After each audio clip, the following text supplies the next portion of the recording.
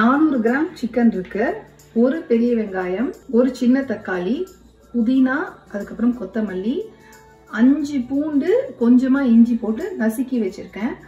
1 table spoon வந்து chicken masala, இதுல வந்து தேங்காய், 1 டீஸ்பூன் பெருஞ்சீரகம், 1 டேபிள் ஸ்பூன் சீரகம் இருக்கு. இதை அரைச்சிக்கணும். 2 பச்சை மிளகாய் வச்சிருக்கேன். இது தவிர நமக்கு என்ன தேவைப்படும் அப்படின்னா மிளகாத்தூள் தேவைப்படும், மல்லித்தூள், உப்பு தேவைப்படும். இப்போ நாம குக்கிங் ஸ்டார்ட் பண்ணிடலாம். பாத்திரத்துல 30 ml ஆயில் சேர்த்துக்கிட்டேன். இது கூட நம்ம ஸ்பைசஸ் சேர்த்துக்கலாம். பிரிஞ்சி இலை, பட்டை இது ரெண்டும் சேர்த்துக்கிறேன். இது ரெண்டுத்தையும் எண்ணெயில சேர்த்து சாட்டே பண்ணிட்டு நல்ல வாசனை வந்ததுக்கு அப்புறம் 1/2 டீஸ்பூன் பெருஞ்சீரகம் சேர்த்துக்கிறேன். பெருஞ்சீரகம், புதினா இதெல்லாம் தான் நான்வெஜ்ஜுக்கு நல்ல ஃபிளேவர் கொடுக்கும்.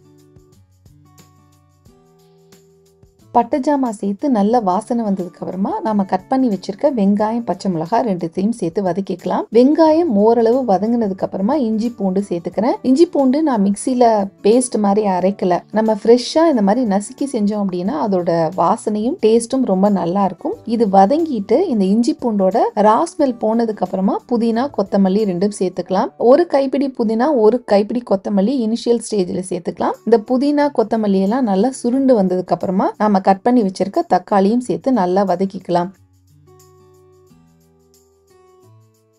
வெங்காயம், தக்காளி இதெல்லாம் ஓரளவு வதங்கினதுக்கு அப்புறமா நம்ம எடுத்து வச்சிருக்க மசாலா ஐட்டம் ஒன்னொன்னா சேர்த்துக்கலாம். சிக்கன் மசாலா, இந்த டிஷ்ஷுக்கு தேவையான உப்பு, மிளகாத்தூள், மல்லித்தூள், மஞ்சத்தூள் இதெல்லாம் சேர்த்து நான் கலந்துக்கிறேன். இதோட மெஷர்மெண்ட் கீழே டிஸ்கிரிப்ஷன்ல கொடுத்துருக்கேன், பாத்துக்குங்க. மசாலா சேர்த்து அதோட பச்சை வாசனை போனதுக்கு அப்புறமா தான் நம்ம மேரினேட் பண்ணி வச்சிருக்க சிக்கன் சேர்த்துக்க போறோம். சாட்டர்டே நைட்டே வாங்கிட்டு வந்து கிளீன் பண்ணி மேரினேட் பண்ணி வச்சுட்டேன். மஞ்சத்தூள், உப்பு, லெமன் ஜூஸ் போட்டு மேரினேட் பண்ணி ஃப்ரீசர்ல வச்சுட்டேன். காலையில எழுந்திருச்சு வெளியில வச்சோம் அப்படின்னா நம்ம சமைக்கிறதுக்குள்ள அது கரெக்டா இருக்கும். இப்ப நம்ம சிக்கன் பீசஸும் சேர்த்து நல்லா கலந்து விட்டுக்கலாம். கொஞ்சமா தண்ணி, ஒரு 50 ml தண்ணி சேர்த்து இதை நான் மூடி போட்டு வேக வைக்க போறேன். ஏன்னா குக் ஆக ஆரம்பிச்சோன்னா சிக்கன்ல இருந்தும் தண்ணி விடும் அப்படின்றதுனால இனிஷியலா நம்ம கொஞ்சமா தண்ணி சேர்த்துட்டோம்னா போதும். இதை நாம இப்ப மூடி மீடியம் ஹீட்ல வேக வைக்கலாம். இது வேகிற டைம்ல நான் ஏற்கனவே எடுத்து வச்சிருந்த தேங்காய், அந்த ஸ்பைசஸ் எல்லாம் அரைச்சி எடுத்துக்கிறேன். சிக்கன் நல்லா வெந்ததுக்கு அப்புறமா நம்ம தேங்காய் சேர்த்தோம்னா போதும். ஏன்னா தேங்காய் சேர்த்ததுக்கு அப்புறம் ரொம்ப நேரம் கொதிக்க விட தேவையில்லை. இதை நான் வந்து இன்னைக்கு இட்லிக்கு ஊத்தி சாப்பிட்ற மாதிரி செய்யறதுனால ரொம்ப திக்கா செய்யல. கொஞ்சம் வந்து பாத்தீங்கன்னா தண்ணி கூட ஊத்தி தான் செய்யறேன்.